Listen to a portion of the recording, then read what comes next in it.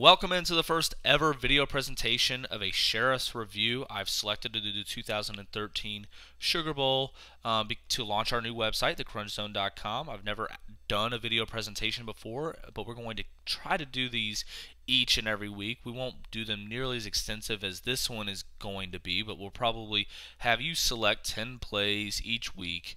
And just hit me up on Twitter. Let me know which plays you'd like to see, and I'll break them down on video, and we can talk about how they affect the game each and every week. But let's get started. I love this play. This is the first play of the Sugar Bowl. Terrell Floyd, pick six off Jeff Driscoll. I like to really focus on James Burgess here in the beginning, sort of getting his hands up, providing a difficult throwing lane, difficult viewing lane for the Florida receiver. Terrell Floyd's in perfect position to grab this ball and take it to the house. You see it here again. James Burgess kind of rushes up the field, gets his hands up, and we'll see here later this actually works out in Florida's favor when they get their hands up along the line. But here, Terrell Floyd, ball's off the receiver's hands. Floyd actually gets the pick six, and I love everybody's stories that I've talked to about this particular play. Spilled beer, broken cell phones, just constant mayhem, because everybody came to this game just absolutely amped up, and this set the tone. This was the play of the Sugar Bowl, really, especially from on the defensive end for the University of Louisville, and it came from a guy who, as a freshman, really struggled in coverages. Here you see him against North Carolina's Dwight Jones, and really struggled to stay in coverage and then actually make a tackle against a guy who's in the NFL now. Terrell Floyd clinched the Cincinnati game with an overtime interception, and he did the same thing in the Rutgers game, and clinched the Rutgers game actually with an interception as well. So he made big plays. He's come a long way from his freshman year. Can't wait to see what this guy does in his junior season. One of the things that you want to make sure that you don't do after a big play like that is actually kick the ball out of bounds, which is what John Wallace does here for the University of Louisville. Gives Florida great field position to start the possession on the 35-yard line. And, Preston Brown actually comes over here on second down here and makes a great tackle. You see Hakeem Smith right behind him to help make a play, but that saves several yards and puts Florida in a passing situation on third down, which you see here in a second that they actually failed to convert because basically Florida's passing game was terrible all year, and this is just one of the simple throws that has to be made.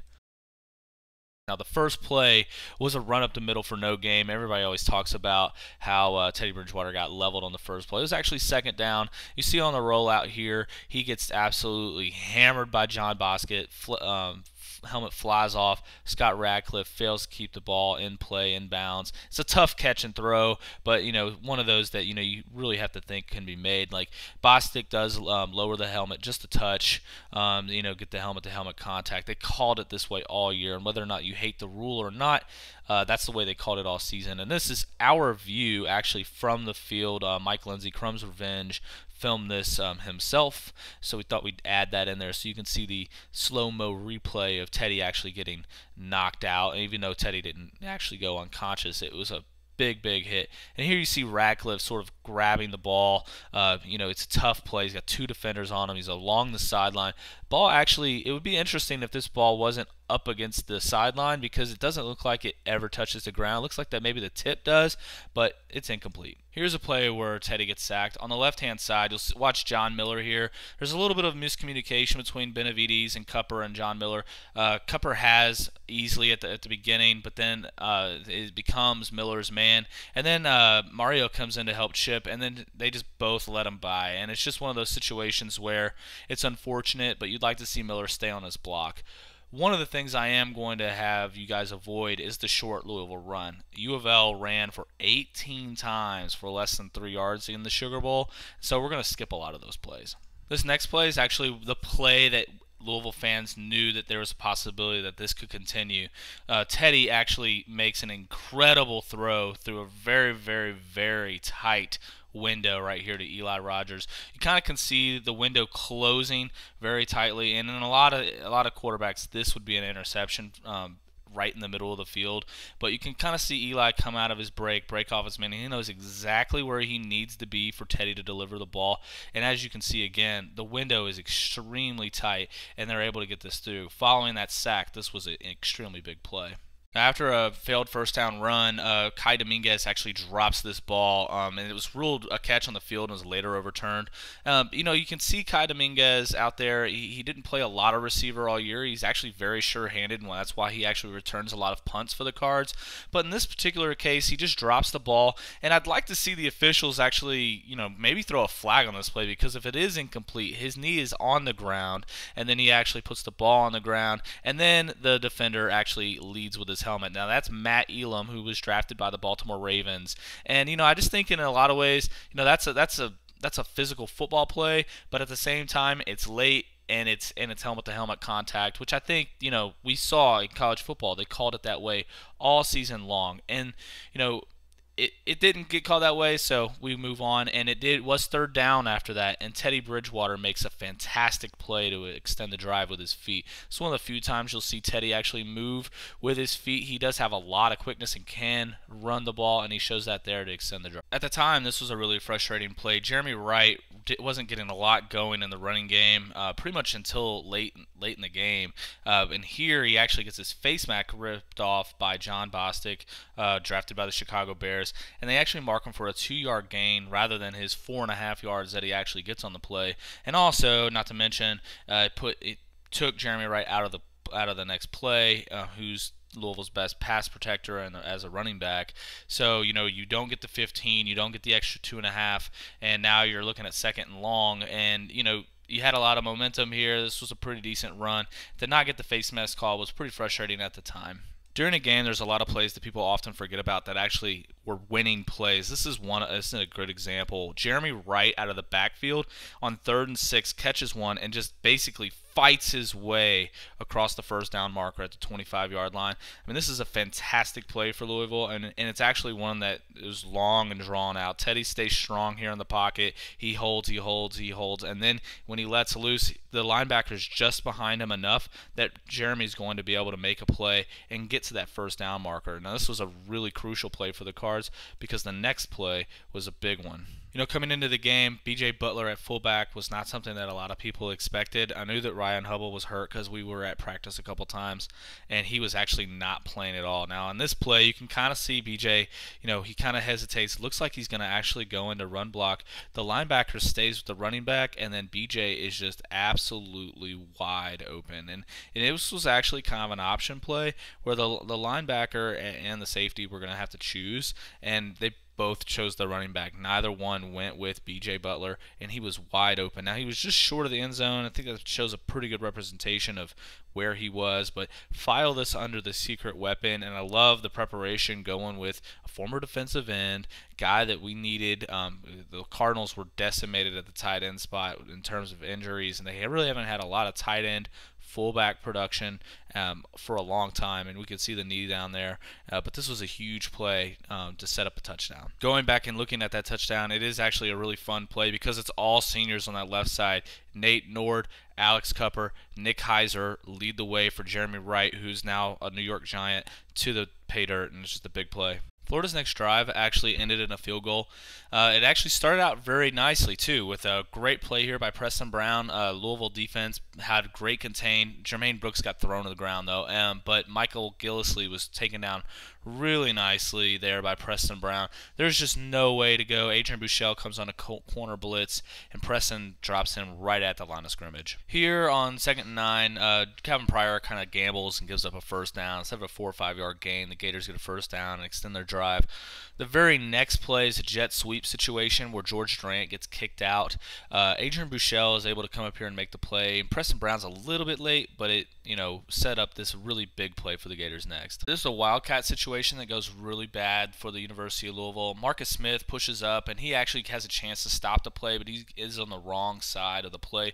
Lorenzo Malden's running from behind the entire way from the opposite side. The play really gets beat up when Marcus Smith is on the wrong side of the push-up, but Daniel Brown has an opportunity, but he just reacts too late in reading the play, and he allows himself to get blocked right there, and then that is just a problem, and Trey Burton can actually go a long way up the field. And he steps out of bounds, fortunately, which stopped a little bit of the run, but that basically was a huge play for Florida in terms of getting their field goal. This play is a great example of why Florida Gator fans were frustrated with their offense all season. This is a first down that really should have been a touchdown, not because Jeff Driscoll hit the right man. Obviously, getting the first down was the priority number one here in second and short, but Trey Burton is absolutely wide open coming out of the backfield. Calvin Pryor realizes it late as he's double covering another man down the field, but Jeff Driscoll does not get him the football. They do get the first down, and the Gators do get a field goal at the end of this possession, but here's an example of where Florida could have done a lot better job of capitalizing on the errors of the Cardinals. After a series of runs and zone read plays, Jeff Driscoll throws the ball over a Florida receiver's head, and the Gators have to settle for a field goal, which is their first points of the game. This is what happens to a run play to the left side that when your left tackle actually falls down. Alex Cupper against Dante Fowler here just reaches out and tries to touch Fowler and whiffs, and the run play is totally busted up. Now, Benavides and Miller are actually late on their assignments too, so it probably wouldn't have mattered too much, but it may not have been a 2-yard loss if Cupper doesn't fall down there. This next throw is one of the reasons why Teddy Bridgewater is a great quarterback. I mean, he's got incredible footwork, and he actually keeps his eyes downfield as he goes and finds Eli Rogers here. I mean, you can see it in slow motion, the basic perfect S of footwork, all the while his eyes are downfield. You can kind of see the pocket kind of push up here, and Jamon Brown loses his man a little bit, but Teddy steps up into the pocket and moves around the pressure that just happened in front of him. Then Eli Rogers comes free right on the hash, and Teddy delivers the ball with a man in his face. That's just one of the top NFL throws that was in this game. Jalen Harrington at fullback and tight end was another surprise. I mean, we'd seen it a little bit previously, but he really hadn't been, implemented in the offense in terms of touching the ball. This is a play where, he slips out. The Florida defense doesn't respect him at all. It's a little screen to Jalen, and it actually works out incredibly well and gives the Cards a first down, extends his drive, and it's just surprising, and everything was going well for the Cards at this point when Jalen Harrington and B.J. Butler are making huge plays on offense. The Cards end up settling for a field goal on this drive, but everybody talks about this throw from Teddy Bridgewater. It's basically a missed throw, broken off route by Devontae Parker, but Teddy actually nails the pylon in the back corner. And you got to think, if Devontae runs where Teddy thinks he's going to, this is a touchdown. And Devontae just misses the ball, and Teddy just absolutely nails his target. This is a third down play where the Cards don't convert and have to settle for a field goal. Teddy burns the ball because Nate Nord and B.J. Butler kind of collide in the routes. And, Teddy just has to get rid of the ball. Everybody's covered up. And John Wallace nails the field goal, gives the Cards a 17-3 lead. We're going to show you the next three plays here because it's a 3-and-out from Florida. On this play, Jermaine Brooks gets double-teamed, and he takes on 2 Florida defenders. Preston Brown goes in there to make a fantastic play on the ball carrier. Brandon Dunn is also there, and there's several different Cardinal tacklers actually there, but Jermaine Brooks took on a double team. On this play, Jeff Driscoll gets sacked by Marcus Smith. Hunter Joyer, Cameron Joyer's brother, is actually at fullback there, and he just basically whiffs on his block against Marcus, leaving Jeff Driscoll wide open to the sack, and you can kind of see the missed block right there, and Jeff just goes down. So it's a great play by Marcus Smith. And then here on third down, the Cards get an incomplete pass because Lozo moment, forces a low throw out of Driscoll. You can kind of see Lozo get through, and there's actually another player coming in on the back end, but Lozo makes the hit, and that's who Driscoll sees, and that forces a bad throw from the Gators, and it's punt time. Teddy Bridgewater gets sacked when they get the ball back. The play is actually Jamon Brown's fault. He's up against a smaller man, and he's waiting for Lorente McCray here to make a choice. And unfortunately, Jamon Brown keeps giving up ground. He needs to put his foot in the ground at some point and actually put a hand on McCray and just stop his progress. And he was just sort of concerned with his speed on the outside, and McCray just kind of came up, and got the sack. I'm choosing to show you this play because I love Allen Smith. I think he's one of the most unappreciated players that we've had in a long time. I mean, he's definitely a favorite, and he absolutely trucks a Florida defender there, and it's just really fun to watch over and over as he takes the Gators on a ride. And it was a big play. It was second and long, and it was a big first down for the Cards. The next 2 plays I'm going to show you are Devontae Parker. Basically, Devontae here, 2nd and 16. Teddy delivers the ball to Devontae on a crossing route. Nate Nord clears out John Bostic underneath, and Devontae is able to get enough space to actually run for the first down. 2 plays later, it's Devontae on the fade, and it's just the play of the Sugar Bowl on offense. It was the most beautiful play of the game. Teddy puts the ball over his right shoulder away from Purifoy, who actually gets called for pass interference here. This is the play for me that really just was displayed Louisville's dominance over Florida and showed why Teddy Bridgewater and Devontae Parker are probably the best wide receiver quarterback combo in the country, and Devontae does a great job of keeping a foot in bounds and getting his hands on the football. Louisville's in great shape here. They're up 24-3 with under 3 minutes to go in the half. Florida has to go the entire way down the field, but Louisville gives up a lot of chunks. It gets a little conservative for my taste right before halftime, being up 24-3. I definitely understand not giving up the big play and allowing Florida to go back into the game, but I think once they crossed the 50-yard line, things needed to become a little bit more aggressive, and it was just still really easy until Florida was able to get into the red zone, which they do here on this particular play with the Jeff Driscoll scramble. This is not a Lozo moment. On this next play, he gives up a first down to Jeff Driscoll. He's not engaged with the right tackle at all. The guy's not even putting a hand on him, and Jeff Driscoll just runs around him. Well, Malden allows him to break contain, gives up a first down. It's just kind of one of the frustrating plays that happened in the Sugar Bowl, especially on their first scoring drive here. That should have been a play on the backfield. Instead, Florida got 10 yards and a first down. And then, again, another Driscoll run up the middle gets them inside the 5-yard line, and they are able to do something. They go to Trey Burton. This play here I actually really like because the Cards cover this perfectly. I mean, he's running wild a little bit towards the goal line, and they stuff him there for a few yards. They dodge a bullet. Great containment defense on that particular play. I like the way everybody stays in their gaps, stays in their space, plays their assignment. Nobody over pursues on the backside. That's what Trey Burton is actually looking for on that particular play. And the Cards get to third down here, which is a great play by Jermaine Reeve. That is Jordan Reed, the third-round pick for the Washington Redskins. I believe is the third tight end taken in the NFL draft, an early entrant in the NFL draft, by the way.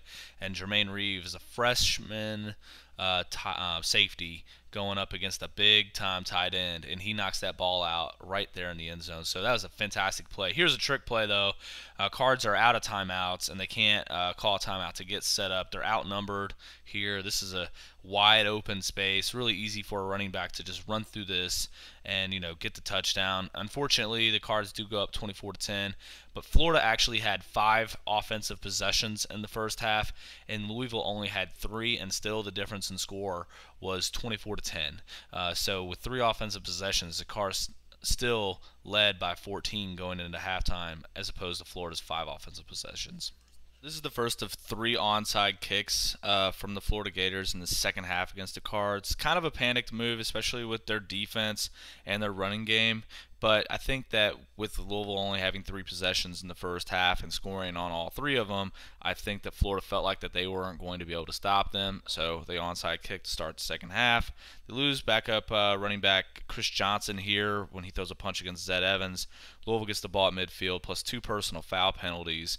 And then on the next play, they make the Florida Gators pay. I don't know if I've ever seen it, but University of Louisville actually scored on the first play of both halves. Here, Jalen Watkins, I'm not exactly sure what he's looking at, but Damian Copeland sort of hesitates here right at the goal line and then just kind of goes right in for the ball. I don't know what Watkins is playing, but, I'll take the touchdown. Cardinals basically sealed the game there. And then they had their extra point blocked, which is a problem. You actually see Grant Donovan and Nacho Garcia here kind of let a guy go right up the middle and block the extra point. Zed Evans' last play as a University of Louisville Cardinal was a fantastic one. Great tackle on a kickoff on Luchez Purifoy. Actually Dominic Easley from Florida actually totally matadors that block right there. Allows Zed to come in kind of clean. He has to move a little bit to the right, so there's some head-to-head contact. Zed knocks himself out on the play. Purifoy had to leave the game. Really big-time collision, and this is actually the type of collision the NCAA wants to avoid, but great last play from Zed Evans. Way to sell out. This play, Calvin Pryor comes in, shows blitz late, and actually comes untouched all the way to Jeff Driscoll, knocks the ball out high in the air. Brandon Dunn has a long time to look at it and actually is unable to haul it in. Malden trips over his own feet as he picks it up and leaves the ball inside the 5-yard line for the offense. Now, the frustrating thing here is that the offense actually does not convert this play into a touchdown, or this possession into a touchdown. So kind of frustrating all the way around. I'm going to show you how the Cards didn't convert into points, but here again you can see a different angle of Calvin Pryor coming in, getting that ball loose. Great play by him. Unfortunate play by Brandon Dunn and Lorenzo Malden, but hey, they're not ball carriers, and that's just the way it happens sometimes. Because Louisville fails to score here, I'm going to show you all 3 of their plays twice so that we can understand what went wrong, because they actually lose yardage on all 3 plays. Now, this first play, this is really Alex Cupper.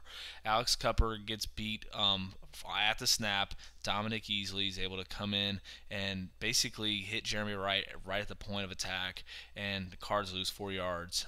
Cupper has bad leverage at the snap and just can't get his hands on him properly in order to stay in front. The second play is John Miller. John Miller here just gets confused on which man to block. The linebacker's coming up at the line of scrimmage, and he forgets to put his hands on the actual defensive tackle. You can see the linebacker kind of turn around. John forgets about number 4 there, and Damian Jacobs is able to go in and sack Teddy Bridgewater. Teddy kind of held onto the ball a little long, but that really wasn't his fault at all. The third play in this series is Sharif Floyd on a delayed stunt. It's actually a really well-designed play on defense. You can see it here from another angle. Sharif basically lets the left side of this clear out, and then he goes right up the middle to Teddy. All 3 offensive linemen gave way. It looked like Sharif Floyd was going to play the right side of the line, and he ended up going the other way. So that's a big play. And then, of course, the John Wallace missed field goal here that put the Cards in a bad spot, and they weren't able to capitalize on a really big turnover. Louisville was able to force 3rd down here, and on this particular play in person, I thought it was going to be a touchdown with the ball in the air. I saw this play happen live on the right side of the field, and Hakeem Smith barely gets his hand on this. I think typically this is a Florida touchdown, but Hakeem Smith comes up and makes a fantastic play. You can kind of see the ball in the air, and I saw Floyd kind of get burnt a little bit back there, and it just looked like the ball hung up there forever in person. But Hakeem made the great play, but otherwise, without that fingertip, that was a touchdown for Florida. So that was a missed opportunity for Florida. Great play by the Cards. Louisville didn't have a lot of great runs against Florida, but here's a play where the run game actually worked really well. Jeremy Wright gets way upfield before a Florida Gator gets his hand on him, and it's all because of the offensive line. Mario Benavides, Jake Smith, John Miller, and Alex Cupper do a great job of providing a hole for him. Jamon Brown's man runs himself way up the field. So Jamon really wasn't in that play very much, but he escorted the guy out of the building. Here's a play where Damian Copeland just needs to catch the football. After a few successful plays, Louisville makes a really nice screen play here. You can see Sharif Floyd sees the play. It's actually his responsibility, but he sees it just a little bit late, and Teddy puts the ball in Jeremy Wright's hands, just right in the right spot. He leads him so that Jeremy Wright doesn't have to break stride. Sharif Floyd can't catch him, and that's really all she wrote. And the Cards do a really good job of selling this screen here and allowing Teddy some time, and it's just this is how a screen play is supposed to work. Now, Louisville came into the Sugar Bowl with the #1 red zone offense in the country. This possession is in second possession of the second half where the Cards actually fail to score inside the red zone. So it's somewhat alarming. Now, the wild card formation doesn't work. It gets a little cute. And then Teddy Bridgewater actually has a miscommunication with Damian Copeland and Andrell Smith. But the play that really kind of irks me is a chop block penalty on Jake Smith on a made field goal from John Wallace. Never seen a chop block before on a field goal attempt. The play is kind of too fast for that to happen, but if you want to look at this slowly, you can see that the call was actually bogus. Jake Smith is to the right of Grant Donovan there. Sharif Floyd comes through Jake Smith as Jake kind of falls down and whiffs on a Matador block, and he's not really engaged with anybody. He falls down. He's not making contact with Sharif Floyd, having someone blocking him up top. Then John Wallace actually had his field goal blocked on the very next play after moving the ball 15 yards backwards. This next sequence is a lot of really, really good defense from Louisville. Here you see DeAndres Mount and Brandon Dunn really get to the quarterback and bust up a screen that might actually work, but DeAndres Mount and Brandon Dunn get there before Driscoll can set his feet and deliver the ball. It's a mess over there on the Florida Gators offense. The next play, we kind of come out here and we see Terrell Floyd make a fantastic play. I mean, he arrives at the ball as soon as the ball is delivered to the Florida receiver. This is exactly what you want to see in your backfield. Although you'd like to not see him get his bell rung by his teammate Hakeem Smith. He gets kind of a double whammy off Florida's hip and then also Hakeem Smith. So he had to leave the game here because he got his bell rung a little bit. Here, first career sack for Sheldon Rankins. Congratulations to the freshman. Battled injuries all year. Lorenzo Malden also goes in there and helps him finish it off. But this is a fantastic play by Sheldon Rankins to end the drive and get the Florida offense off the field. Unfortunately, though, Teddy Bridgewater throws an interception on the very first play of their possession. This is an example of why it's important to get your hands up at the line of scrimmage. They knock this ball up. It's a total, luck of the draw, backhanded thing from Dominic Easley. It pops the ball straight up in the air, and there's just not a whole lot that a quarterback can do about that except for avoid the hand in the first place. After the interception, Florida has great field position, but Louisville's great defense continues to play hard. DeAndres Mount gets in there and allows James Burgess and Preston Brown to make a play, and then they go outside. Everybody plays assignment football. James Burgess again with the takedown. On third down here, they go with the trick play and surrender their manhood and actually gain a first down. But you'd like to see your defense contain on the backside a little bit better here. But man, they almost had it there, but they just over pursued on the left side, and Florida kind of caught Louisville napping there. On first down, Marcus Smith comes in here and gets Jeff Driscoll to release the ball before he's ready. Marcus Smith makes a fantastic play right here of hitting the quarterback, making him release the football. It's a screen that probably should actually work pretty well, but again, that's the second screen in 2 possessions that Louisville bust up. On second down here, you see Calvin Pryor come in here and make the play, and then on third down, it's an interception for Andrew Johnson off a tip, and I actually wanted to see Andrew Johnson return this ball. He keeps going towards the sideline, and right around here, I would have wanted him to cut back up the field right before he got up to the big man. I wanted him to go back up the field and try to take it to the house and blow some kisses. From here, the cards actually go into clock kill mode. Everything's short. Everything's designed to keep the clock moving because you're up 30-10. You're in the fourth quarter. There's no sense in making the game any longer. You just kind of need to end the game. So everything sort of is quick. Louisville's efficient here, and they move down the ball down the field to get a field goal in the end. Jeremy Wright is a big part of this, with the running and the screens and things like that. It's frustrating all games trying to see, Jeremy Wright run for 1-2 yards and then to not, get anything going until, few and far between get anything going. And then, he breaks off this long one to get into the red zone, actually fumbles it. Damian Copeland is right on the right spot, and that was really actually clutch. And then, it's just everything is about, killing the clock. Everybody's happy to settle for a field goal here and hate to see an incomplete pass actually stop the clock, but John Wallace is up to the task. Unfortunately, Louisville actually allows another long kick return, this one for a touchdown to Andre DeBose. It's kind of frustrating the kickoff coverage that we saw with the University of Louisville all year. Here we see everybody over pursue the sideline, and it allows a cutback lane for DeBose, and it's all she wrote once you get past Calvin Pryor. I mean, the ball's kicked to the corner. Everybody needs to contain from the outside to the sideline, and everybody over pursues to the sideline. So that allows a nice big cutback lane for DeBose, and that's an easy 7 points for Florida, which is kind of frustrating after you just got 3. Trade 3 for 7. The clock is your best friend at this point, but still you don't want to see that happen. Louisville's still in great shape after that touchdown return, and Florida actually is doing their second onside kick of the half. Here with 7:41 to go, the ball goes off McGriff Culver's hands.